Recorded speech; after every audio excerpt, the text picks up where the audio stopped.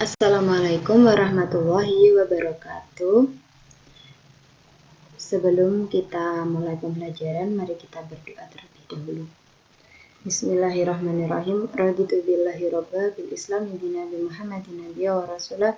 Rabbi zidni ilma warzuqni fahma waj'alni minas sholihin.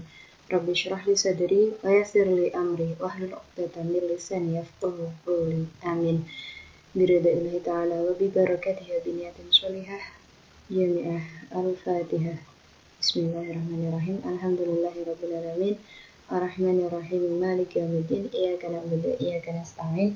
Ihdinas siratal mustaqim. Siratal ladzina an'amta 'alaihim ghairil maghdubi 'alaihim waladdallin. Amin. Oke, kita lanjut di video SKL ibadah yang bagian 2, yaitu bab sholat. Oke, langsung dibuka di halaman sholat.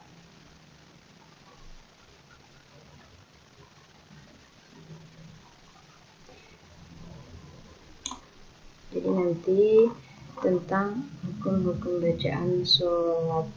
Nah, oke, udah dibuka, yaitu bab sholat.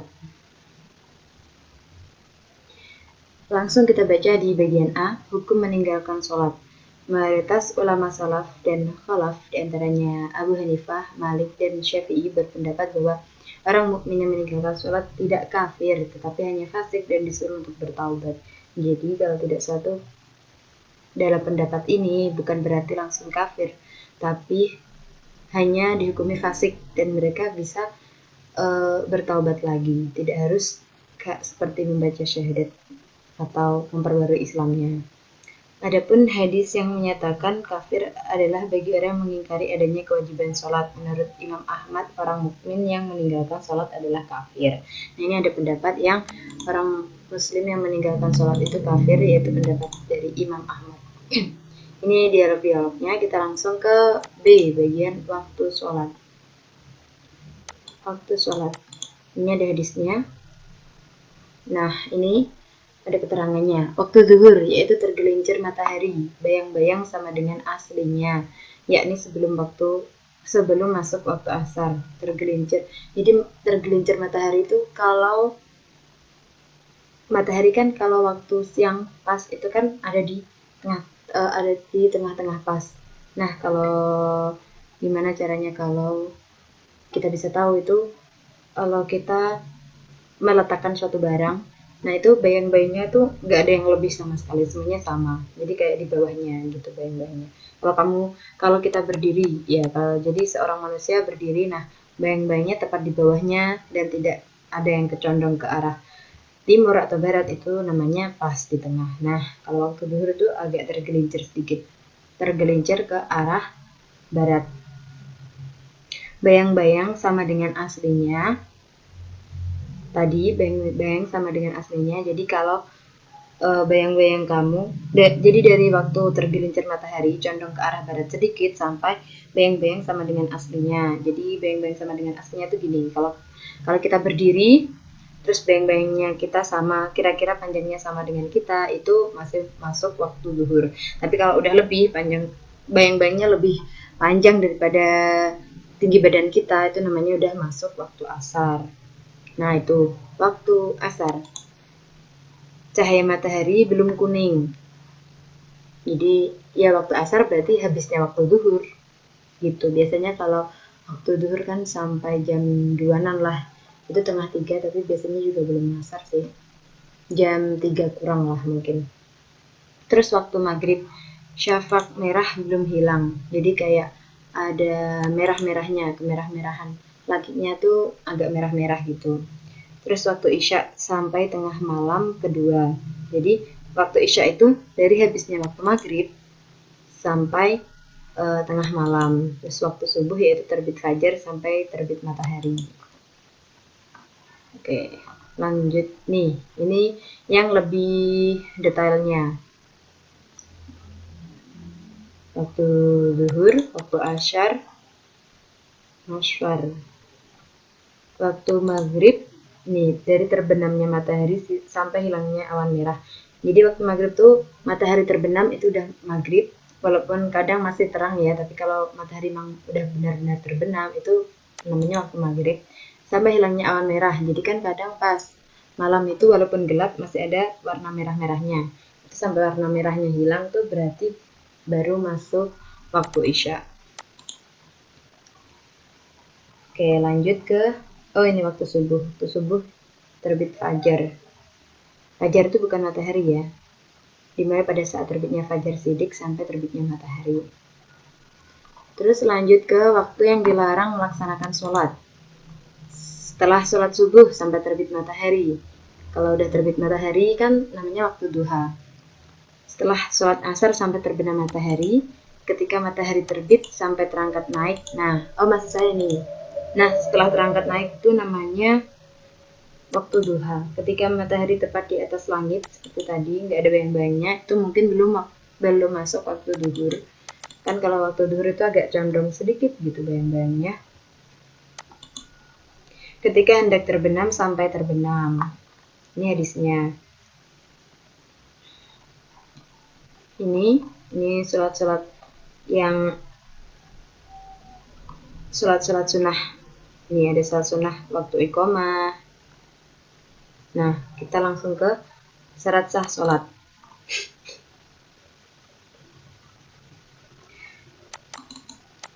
Syarat sah sholat. Yang pertama mengetahui tentang masuknya waktu sholat. Yang kedua suci dari hadas besar dan hadas kecil, suci badan, pakaian, dan tempat sholat dari najis yang terlihat, menutup aurat, menghadap kiblat. Oke, saya jelaskan sedikit. Mengetahui tentang masuknya waktu sholat, kenapa menjadi syarat sahnya? Karena kalau orang nggak tahu itu waktu, kan misalnya di dalam hutan belantara, saking gelapnya itu dia nggak tahu itu waktu pagi, waktu siang, atau gimana, atau di dalam ruang kayak di gua kayak gitu, melakukan ekspedisi di gua, ataupun di dalam ruangan, di dalam auditorium kayaknya, kayak gitu. Terus dia kan nggak tahu itu udah waktunya, kecuali nggak ada waktu. Kalau udah punya waktu kayak jam patokannya sekitar jam ini udah sholat, berarti dia tahu waktu. Tapi kalau dia nggak tahu waktu kan ya dia nggak wajib sholat dong, karena nggak tahu kalau waktu tersebut udah masuk waktu sholat gitu. Jadi syarat sahnya harus tahu waktunya. Kalau aku mau sholat asar, emang ini udah waktunya asar, nggak tahu lah, itu berarti kan nggak sah. Orang waktunya aja nggak tahu kok mau sholat, seperti itu. Terus suci dari hadas besar dan hadas kecil. Hadas besar misalnya kayak kalau perempuan itu haid, terus melahirkan, nifas kayak gitu. Terus junub. Kalau hadas kecil tuh ya kayak BAB, BAK gitu. Suci badan, pakaian, dan tempat sholat dari najis yang terlihat. Nah, kenapa dari najis yang terlihat? Karena kalau nggak terlihat itu kan kita juga kadang nggak tahu.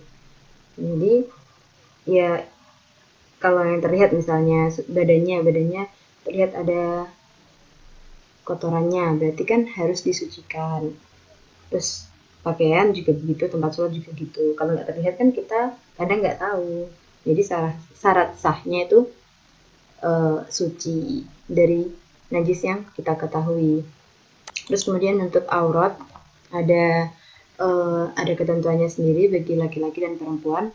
Kemudian menghadap kiblat. Rukun sholat yang pertama niat. Nah, ini hadis yang melafalkan niat. Menurut Syafi'iyah atau mazhabnya Imam Syafi'i disunahkan melafalkan niat sebelum takbiratul ihram. Hal ini dikiaskan pada niat haji dan umroh. Di samping itu untuk membantu kekhusyuan sholat. Sedangkan menurut jumhur niat harus dilafalkan karena niat adalah perbuatan hati dan tidak ada riwayat dari Rasulullah yang mensyaratkan untuk melafalkan niat. Jadi kalau menurut jumhur itu niat harus dilafalkan karena niat adalah perbuatan hati. Kemudian yang kedua, berdiri pada sholat fardu. Kalau sholat fardu itu wajib berdiri, kecuali kalau ada halangan. Terus boleh sholat sunnah sambil duduk. Terus kemudian rukun ketiga setelah niat berdiri, terus takbiratul ihram, yaitu Sunah-sunah ketika takbiratul ikram dan sesudahnya. Mengangkat kedua belah tangan. Jadi mengangkat kedua tangan itu sunnah. Cara mengangkat tangan ini bisa dibaca sendiri. Menurut ulama Hanafiyah, laki-laki mengangkat kedua tangan sampai daun telinga, sedangkan perempuan sampai pundak. Jadi tidak begitu tinggi kalau perempuan. Tapi kalau menurut imam yang lain, Syafi'i, Maliki, baik laki-laki maupun perempuan sampai ke pundak. Dan Imam Maliki mengangkat tangan dengan jari mengarah ke depan dan tangan dengan posisi tengkorak. Sementara ulama Hanabilah atau Hambali mengangkat tangan itu boleh setinggi telinga dan boleh setinggi pundak. Kemudian meletakkan tangan di atas tangan kanan di atas tangan kiri. Ya, jadi tangan kirinya diletakkan di dada atau di sekitar perut lah, seperti itu, baru di tangan kanan, terus bersedekap. Kemudian doa iftitah ini ada banyak, boleh pakai sesuai keyakinan, yang penting ada riwayatnya, ada sumbernya, ada jalurnya. Ini contohnya, Allahu Akbar kabira walhamdulillah. Oh, bukan, wajhatu wajhiya lilladzi fatara samawati wal arda hanifan muslima wa ma ana minal musyrikin, dan seterusnya. Terus ada juga yang Allahumma ba'id baini wa baina khataayaya kama ba'adta bainal masyriqi wal maghrib. Allahumma naqini min khataayaya kama yanqa thawbul abyadu minad danas. Allahumma ighsilni min khataayaya bisalji wal ma'i wal barad. Nih juga ada kayak gini. Terserah mau pakai yang mana, asal ada riwayatnya. Terus kemudian setelah membaca doa iftitah, membaca surah Al-Fatihah. Basmalah dalam Al-Fatihah boleh. Ini dari Imam Syafi'i, basmalah wajib dibaca keras. Itu kalau mazhabnya Imam Syafi'i. Sedangkan mazhab Hanafi, basmalah merupakan salah satu ayat dari Al-Quran yang berdiri sendiri. Jadi Bismillahirrahmanirrahim. Iya.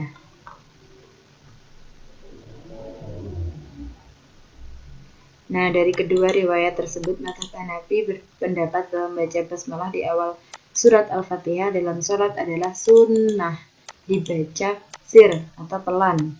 Pelan itu maksudnya seperti hanya yang dengar, hanya yang membaca, makmumnya tidak. Adapun di awal-awal surat yang lain dibaca sir merupakan kebaikan. Sedangkan Imam Maliki, basmalah bukan merupakan ayat dari surat Al-Fatihah dan bukan merupakan bagian dari ayat Al-Quran. Adapun penulisannya hanya semata-mata dalam rangka tabarruk, mengharap berkah.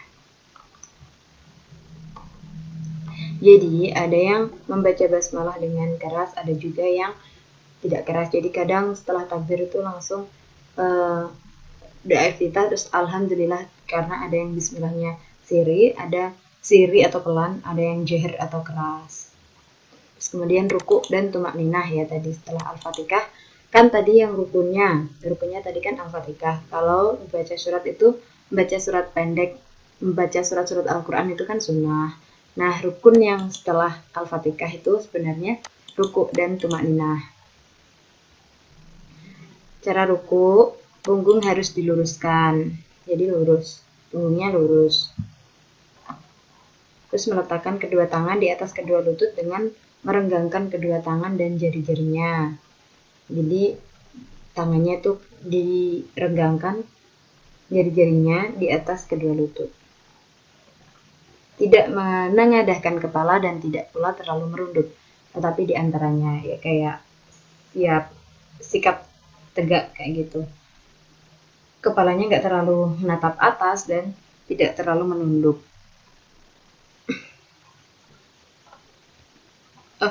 Maksudnya tidak dalam rukuk ya, jadi nggak terlalu merunduk atau bahasa Jawanya dingkluk, dan tidak terlalu dangak menengadahkan kepala.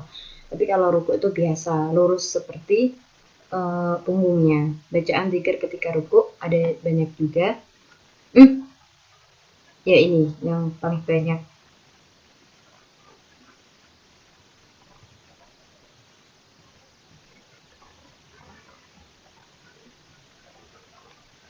Fasabbih bismi rabbikal azim atau subhana rabbiyal azim. Subhana rabbiyal azim. Nah, kalau ini juga ditambahi subhana rabbiyal azimi wa bihamdi. Seperti itu. Terus lanjut ke bangkit dari ruku dan i'tidal. Bangkit dari ruku adalah gerakan dalam proses perpindahan dari ruku menuju i'tidal. I'tidal adalah posisi tegak lurus setelah bangkit dari ruku sebelum sujud. Bacaan i'tidal. Ini riwayat Abi Hurairah yang sami'allahu liman hamidah.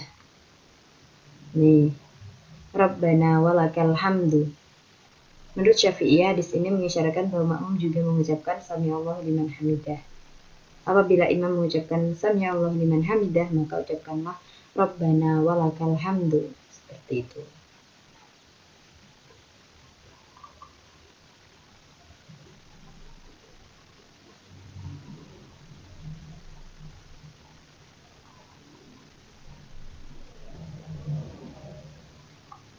Nah, ini juga ada hadisnya yang sami'allahu liman hamidah. Rabbana walakal hamdu mil'us samawati wal ardi wa ma bainahuma wa mil'u ma syi'ta min syai'in ba'du. Ada juga yang ini Allahumma lakal hamdu mil'us samawati wa mil'ul ardi wa mil'u ma syi'ta min syai'in ba'du. Jadi ada riwayatnya banyak, terserah pakai yang mana. Ini adalah insya Allah benar riwayatnya. Nah, ini posisi badan ketika i'tidal. Rasulullah setelah mengangkat kepalanya dari ruku, ia berdiri lurus sampai setiap ruas punggung kembali ke tempat semula. Jadi lurus, kayak siap gerak kayak gitu. Posisi tangan ketika i'tidal, meletakkan tangan kanan di atas tangan kiri ketika sholat. Jadi hampir seperti takbir juga ada. Nah, ini dahulu para sahabat diperintahkan untuk meletakkan tangan kanan di atas tangan kiri ketika sholat. Jadi hampir seperti takbir. Menurut jumhur, tangan dilepaskan tanpa bersedekap. Tapi ini menurut jumhur ulama, tangan dilepaskan tanpa bersedekap. Jadi kalau yang tadi hadisnya tentang bersedekap, kalau yang ini tangannya biasa seperti siap gerak gitu. Jadi nggak seperti ketika takbir dan bersedekap. Kemudian rukun yang kemudian adalah sujud. Yang nomor 8, yaitu mendahulukan lutut atau tangan. Dahulukan tangan dari lutut. Itu dari Imam Maliki. Jadi ketika mau sujud itu yang didahulukan tangan dulu baru lutut. Itu menurut Imam Maliki. Kalau mendahulukan lutut dari tangan itu jumhur. Jumhur ulama itu artinya kebanyakan ulama, kesepakatan ulama. Jadi lutut dulu baru tangan. Jadi kayak kaki, lutut, tangan, wajah kan urut. Tapi kalau menurut Imam Maliki itu kalau mau jatuh, mau sujud itu tangan dulu baru lutut. Terserah pakai yang mana. Terus bacaan ketika sujud. Subhana rabbiyal a'la bihamdih. Seperti itu.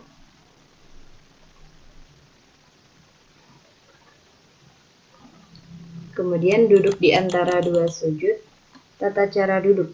Duduk iftirash. Duduk di antara dua sujud itu disebut duduk iftirash, yaitu melipat kaki kiri kemudian duduk di atasnya dengan menegakkan telapak kaki kanan sambil menghadapkan ujung-ujung jarinya ke arah kiblat. Melipat kaki kirinya dilipat, kaki kiri duduk di atasnya, duduk di atas kaki kiri dengan menegakkan telapak kaki kanan. Jadi kalau kanan itu bukan dilipat tapi lurus gitu, sambil menghadapkan ujung-ujung jarinya ke arah kiblat. Atau kalau biasanya tuh nyebutnya kalau di Jawa tuh jarinya tuh ditekuk gitu. Terus berikutnya yaitu tasyahud atau tahiyat. Duduk tahiyat. Cara duduk. Pada rakaat kedua, duduk iftirash, dan pada rakaat terakhir disebut duduk tawaruk. Jadi kalau duduk iftirash itu badannya tuh numpangnya di atas kaki kiri, tapi kalau pada rakaat terakhir tuh duduk tawaruk, bukan iftirash lagi. Ini ada hadisnya. Dan apabila duduk pada dua rakaat, beliau duduk di atas kaki kirinya dan menegakkan kaki kanan. Itu yang duduk awal lah. Sedang apabila duduk pada rakaat terakhir, beliau memajukan kaki kirinya dan menegakkan kaki yang lain serta beliau duduk di atas tempat duduknya. Itu duduk di atas sajadah, nggak harus ditumpangi kaki kiri, nggak harus di atas kaki kiri. Insya Allah sudah tahu semua. Kemudian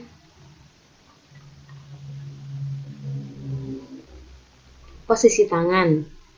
Tangan kiri diletakkan di atas paha dan lutut kaki kiri. Tangan kanan di atas paha dan lutut kaki kanan. Jadi biasa diletakkan di kedua kaki, kedua paha dan lutut. Ibu jari di atas jari tengah seolah membentuk angka 0. Jari tengah manis dan kelingking menggenggam, jari telunjuk dikeluarkan ke depan. Jadi seperti orang menunjuk biasa. Cara menggerakkan telunjuk. Ini yang ulama mazhab Syafi'i berpendapat cukup memberi isyarat menunjuk jari sekali saja, yakni saat kalimat illallah dan jari terus dalam keadaan menjulur. Ini dalam pandangan ulama yang bermadhab Imam Syafi'i. Tapi kalau mazhabnya Imam Hanafi, memberi isyarat atau mengangkat jari dilakukan pada saat lafal nafi, yakni la ilaha illallah, kemudian meletakkannya dan melipatkannya kembali pada saat illallah. Jadi kalau mazhab Hanafi itu pas la itu menunjuk, terus illallahnya itu kembali lagi. Sedangkan mazhab Maliki bahwa memberi isyarat dilakukan pada lafal nafi juga, yakni lafal la, dan meletakkannya kembali pada saat isbat juga sama, yaitu ilallah. Nah, yang terakhir, pendapatnya Imam Hambali berpendapat bahwa memberi isyarat dilakukan saat disebut isim jalalah atau nama agung atau lafaz Allah selama membaca tasyahud, bukan hanya pada saat membaca syahadatan saja. Hal itu sebagai isyarat tauhid atau keesaan Allah dan tidak digerak-gerakannya jadi tunjuk itu. Nah, ini bacaannya dari Ibnu Mas'ud, riwayatnya yaitu at-tahiyatu lillah wa sholawatu wa thayyibat. Assalamualaikum ayuhan nabi wa rahmatullahi wa barakatuh. Assalamu alayna wa ala ibadillahi sholihin. Asyhadu an la ilaha illallah wa asyhadu anna Muhammadan abduhu wa rasuluh. Ini riwayat yang lain. At-tahiyyatul mubarakatus sholawatut thayyibatu lillah. Assalamualaikum ayuhan nabi wa rahmatullahi wa barakatuh. Assalamu alayna wa ala ibadillahi sholihin. Asyhadu an la ilaha illallah asyhadu anna Muhammadar rasulullah. Riwayat Imam Muslim dan Abu Dawud. Jadi banyak bacaannya, terserah kalian percaya dan kalian anut yang mana. Sholawat dalam tasyahud. Menurut Syafi'iyah, sholawat kepada Nabi dalam tasyahud hukumnya wajib. Sedangkan sholawat kepada keluarga beliau hukumnya sunnah. Menurut Hambaliyah, sholawat kepada Nabi dan kepada keluarga beliau dalam tasyahud hukumnya wajib. Sedangkan Imam Hanafi dan Imam Maliki, mazhabnya beliau, sholawat kepada Nabi dan kepada keluarga beliau dalam tasyahud hukumnya juga sunnah. Jadi sendiri-sendiri hukumnya. Nah, kalau bacaan sholawat dalam tasyahud itu juga banyak riwayatnya. Seperti ini, Allahumma sholli ala Muhammad wa ala ali Muhammad kama shollaita ala Ibrahim wa ala ali Ibrahim sampai akhir. Ada juga yang lainnya seperti ini sampai bawah, bisa dibaca sendiri. Terus kemudian salam yang terakhir atau rukun yang ke-11. Rasulullah bersabda, kunci salat adalah bersuci, pembukanya adalah takbir, dan penutupnya adalah salam. Maka berarti salam adalah tanda mengakhiri salat. Menoleh ke kanan dan ke kiri secara maksimal. Boleh tidak menoleh ke kanan dan ke kiri. Ini ada banyak pendapat, bisa dibaca sendiri, tapi kebanyakan ini juga ada pendapat boleh hanya satu salam, jadi ke kanan saja, boleh. Ada juga pendapat yang lain, terserah yang dipercaya dan yang dianut yang mana. Lafal salam, mengucapkan salam yaitu Assalamualaikum warahmatullahi wabarakatuh, seperti itu. Oke, pendapat yang lain boleh dibaca. Oke, maka ini selesai. Langsung ke bagian F, dzikir dan doa setelah sholat. Oke, maaf, saya ulangi lagi ya. Jadi, ada berapa rukun dalam sholat? Yaitu ada 11, yang terakhir salam. Sholat adalah dimulai dari takbiratul ikram dan diakhiri dengan salam. Tapi rukunnya ada 11, bisa dirangkum sendiri. Kita lanjut ke dzikir dan doa setelah sholat. Ini ada dalilnya, maka apabila kamu telah menyelesaikan sholatmu, maka berzikirlah kepada Allah. Fa'idha qadaytumus sholata fadhkurullah. Nah, ini juga ada hadis-hadisnya. Hadis-hadis tentang berzikir. Nih, salah satu aku bacakan. Barang siapa membaca tasbih 33 kali setiap akhir salat, kemudian tahmid dan takbir hingga berjumlah 99 kali, kemudian untuk mencukupkan 100 dibacanya la ilaha illallah dan la syarikalah, lahul mulku wa lahul hamdu wa huwa ala kulli syai'in qadir. Ini juga ada lafal yang lain.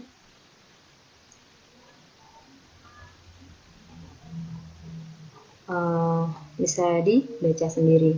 Jadi zikir setelah sholat itu ada banyak, terserah nanti pakainya yang mana, yang setiap hari digunakan. Tapi kalau misalnya 33 kali itu nggak usah dipraktekkan dalam video 33 kali, tapi langsung kalau mau buat video tuh dijelasin aja berapa kalinya. Kemudian yang G, sholat-sholat sunnah. Nah, ini ada sholat-sholat sunnah. Yang pertama, sholat jenazah. Jadi, hukum sholat jenazah adalah sunnah atau fardu kifayah. Fardu kifayah itu artinya, jika sudah ada sebagian yang melakukannya, maka orang yang lain tidak wajib dan menjadi sunnah. Ini yang pertama, membaca niat. Membaca takbir Allahu Akbar 4 kali dengan takbiratul ihram seraya mengangkat kedua tangan, tangan kanan memegang tangan kiri. Terus kemudian membaca selawat Nabi. Yang pertama ini Al-Fatihah ya. Yang pertama setelah takbir pertama membaca Al-Fatihah. Terus yang takbir kedua membaca selawat Nabi seperti pas tahiyat itu. Sampai Hamidum Majid ya. Belum salam karena ada takbir ketiga. Takbir ketiga itu mendoakan si mayat atau si jenazah yang meninggal. Kemudian yang takbir keempat adalah baca doa. Kalau setahu saya ini doanya doa untuk kaum muslimin dan muslimat. Yang bunyinya Allahumma la tahrimna ajrohu wa la taftinna ba'dahu wa firlana walahu. Kalau mayatnya laki-laki, kalau mayatnya perempuan setiap domir punya ini diganti ha. Allahumma la tahrimna ajroha wa la taftinna ba'daha wa firlana walaha. Terus kemudian baru membaca salam. Jadi ada berapa rakaat dalam sholat jenazah? Gak ada rakaat, tapi ada 4 takbir. Jangan sampai kejebak. Kemudian yang sholat sunnah kedua, ini dijelaskan sholat 2 hari raya atau sholat Idain, yaitu Idul Fitri dan Idul Adha. Ini sunnah-sunnahnya, tata caranya, niat, terus takbiratul ihram, terus takbir 7 kali. Yang rakaat pertama, antara takbir membaca bacaan tasbih subhanallah, seperti itu. Kemudian membaca iftitah, membaca al-fatihah, membaca surat-surat seperti surat Al-A'la pada rakaat pertama dan surat Al-Ghasyiyah pada rakaat kedua. Ini banyak riwayatnya karena banyak dianjurkan yang ini. Terus ruku, i'tidal, sujud seperti itu lagi sampai rakaat kedua tadi membaca takbir 5 kali. Yang pertama 7 kali, yang kedua 5 kali sampai salam. Kemudian yang ketiga salat gerhana. Salat gerhana bahasa Arabnya kusuf atau gerhana matahari dan khusuf gerhana bulan. Hukumnya sunnah muakkad atau sunnah yang sangat dianjurkan, diutamakan. Hal itu ditegaskan dalam sabda Rasulullah ini bisa dibaca.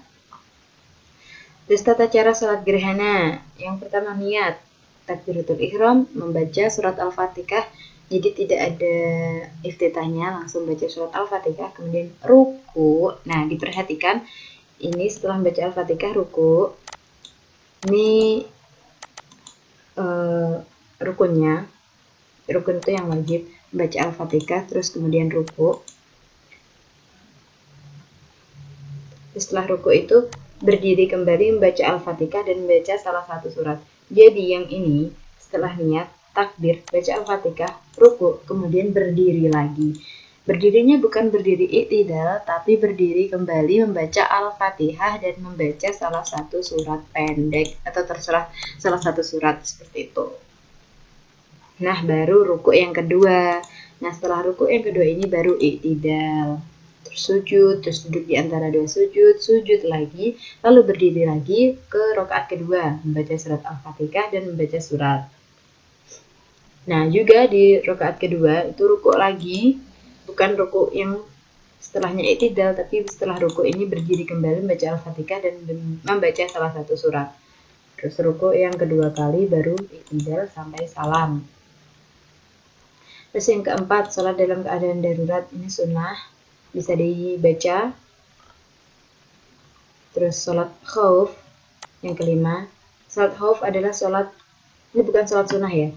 Sholat khauf adalah sholat dalam keadaan takut. Ada beberapa tindakan yang pada sholat biasa apabila dilakukan membatalkan sholat, namun pada sholat khauf tidak membatalkan sholat, bahkan memang harus dilakukan. Nah, ini adalah biasanya kalau kejadian zaman dahulu itu ketika sahabat perang. Ini ada tata caranya. Ada beberapa tata cara. Kalau yang pertama, bila musuh berada di bukan arah kiblat, terus kemudian musuh berada bukan di arah kiblat, imam sholat dengan masing-masing kelompok itu 2 rakaat. Ini bisa dibaca sendiri. Musuh berada di arah kiblat, 2 kelompok sama-sama sholat bersama imam. Tata caranya seperti ini. Oke, kita lanjut di sholat jamak qashar. Ini bukan sholat sunnah ya, tapi ini bagian dalam sholat. Sholat jamak berarti mengumpulkan. Sholat jamak yaitu mengumpulkan 2 sholat pada satu waktu. Sholat jamak ada 2 macam, yaitu jamak taqdim atau awal dan jamak takhir. Sholat jamak taqdim adalah mengumpulkan 2 sholat yang dikerjakan sekaligus di waktu sholat yang awal, seperti mengumpulkan sholat duhur dan asar. Maka di sholat duhur dikerjakan sholat duhurnya dan sholat asar, dan dikerjakan pada waktu duhur. Nah, atau maghrib dan isya dikerjakan pada waktu maghrib. Hukum melaksanakan sholat jamak adalah boleh. Sholat jamak takhir mengumpulkan 2 sholat yang dikerjakan di akhir, sholat yang akhir, seperti mengumpulkan sholat duhur dan asar di waktu asarnya, kayak maghrib dan isya di waktu isyanya. Dibolehkan sholat jamak karena alasan-alasan berikut. Jadi bukan serta-merta diperbolehkan, tapi harus ada alasannya. Yang pertama, menjamak sholat ketika berada di Arafah dan Musdalifah, menjamak dalam perjalanan, menjamak sholat ketika turun hujan, menjamak sholat karena sakit atau ada halangan. Nah, itu harus ada alasan ini. Sholat qashar adalah sholat yang diringkas, yang seharusnya 4 rakaat dijadikan 2 rakaat. Sholat yang boleh diqashar hanyalah sholat duhur, asar, dan isya. Sholat terdiri dari 4 rakaat. Sholat qashar dimaksudkan untuk menghindari kesulitan umat Islam ketika melakukan perjalanan.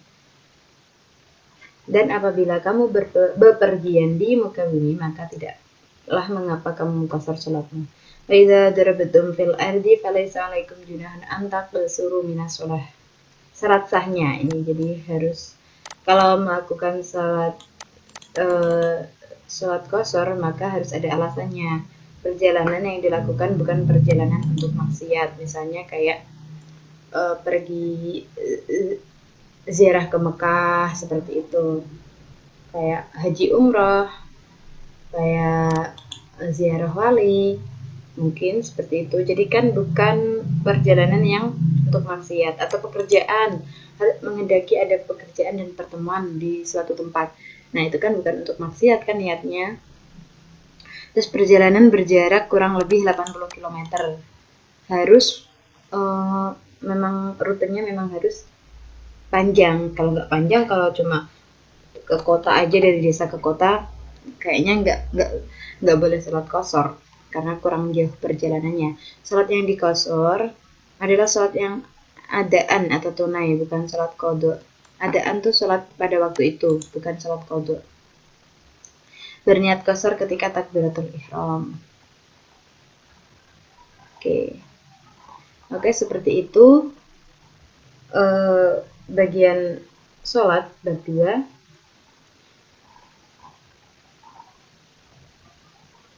Kurang lebihnya bisa dibaca sendiri, dan dari saya mohon maaf yang sebesar-besarnya kalau ada yang kurang, kalau ada yang salah, kalau ada riwayat yang salah saya sebutkan.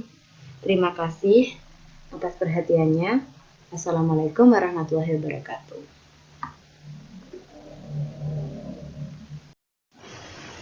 Assalamualaikum.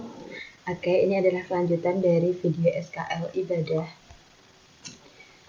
Nah, ini saya nanti akan sedikit menjelaskan mengenai, bukan tata cara sih, gerakan sholat, dan sebelum gerakan sholat.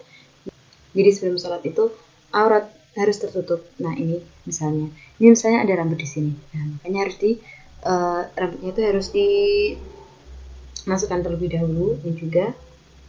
Jadi harus benar-benar nggak ada rambut. Jadi kalau bisa tuh pakai ini inner, terserah innernya modelnya kayak apa, inner rajut atau inner nggak rajut terserah. Pokoknya kalau lebih amannya tuh pakai inner dalam kerudung. Terus pakai mukena. Nah ini rambut udah tidak terlihat. Terus ini dahinya, usahakan bagian dahi itu terbuka, jadi bukan tertutup. Jadi maaf kalau kadang ada yang jilbabnya sampai sini gitu, dahinya kadang nggak menempel, nanti pas waktu sholat nggak menempel di sajadahnya. Jadi usahakan terbuka. Kalau ada yang membatasi atau memberi peraturan tuh 3 jari gini atau 2 jari lah, usahakan minimal ininya nanti ada yang nempel di sajadah. Terus yang bagian bawah yaitu dagunya itu usahakan bukan seperti ini, tapi harus maju seperti ini. Nah seperti ini, jadi batas mukenanya tuh sampai sini. Tuh ini nggak ada rambut, ininya terbuka dahinya seperti itu.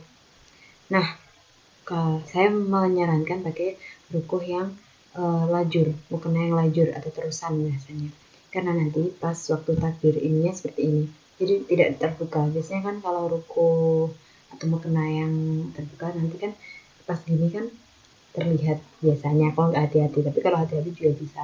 Nah kalau pakai mukena lajur itu ininya terbuka, bukan endorse ya. Jadi gini, nanti pas waktu sujud usahakan telapak tangan ini menyentuh bagian sajadah dan tidak tertutup oleh mukena. Bukan seperti ini, misalnya rukuh yang mukena yang biasa. Jadi usahakan jangan tertutup gini. Ini kan tangan, ini tangan. Jadi nanti kalau sujud bukan gini, tapi tangannya nanti ini mukenanya, ini tangannya ini nempel di bagian bawah. Seperti itu. Jadi aman pakai kalau mukena lajur. Tapi kalau mukena biasa juga bisa, nanti diusahakan telapak tangannya nempel gitu. Oke, kita mulai dari bacaan. Kita mulai dari niat terlebih dahulu. Niatnya terserah nanti. Jadi di dalam video kalian nanti bilang kalau mau niat sholat apa. Jadi bilang sholat duha juga boleh, tapi nanti dijelaskan.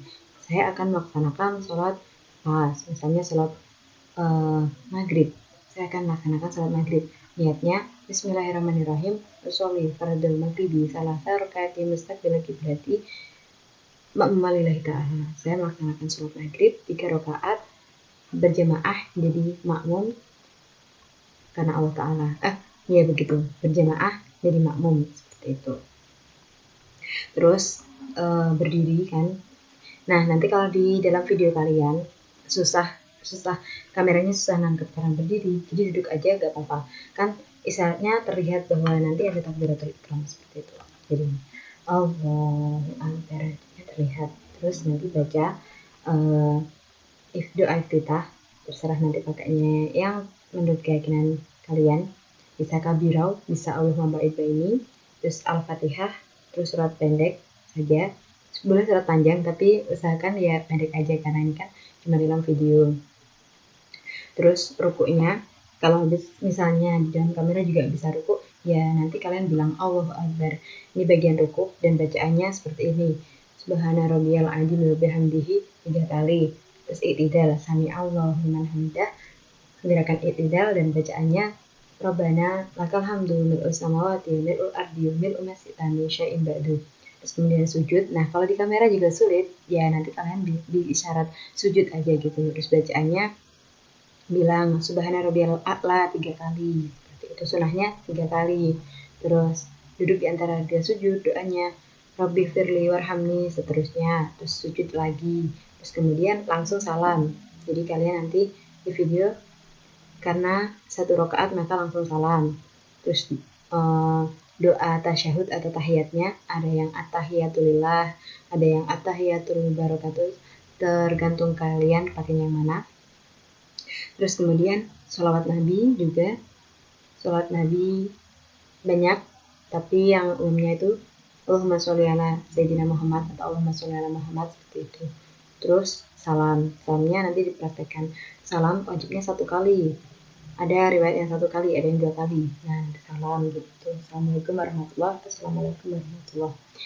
Terus zikir, nah nanti kalian jelaskan, kan ada yang zikirnya 33 kali, jadi kalian jelaskan ini zikir setelah sholat, astagfirullahaladzim Astagfirullahaladzim wal walidayya wal ashabi wal wajibati alayya wa jamil muslimin wal muslimat wal mu'minin wal mu'minat innaka sami'un qaribun mujibud da'awat gitu. Terus nanti zikirnya yang subhanallah 33 kali, alhamdulillah 33 kali, dan Allahu Akbar 33 kali. Setelah itu la ilaha illallah, terus baru doa gitu. Jadi dijelaskan, gak usah secara rinci kayak subhanallah sampai 3 kali, nanti kan di video jadinya banyak.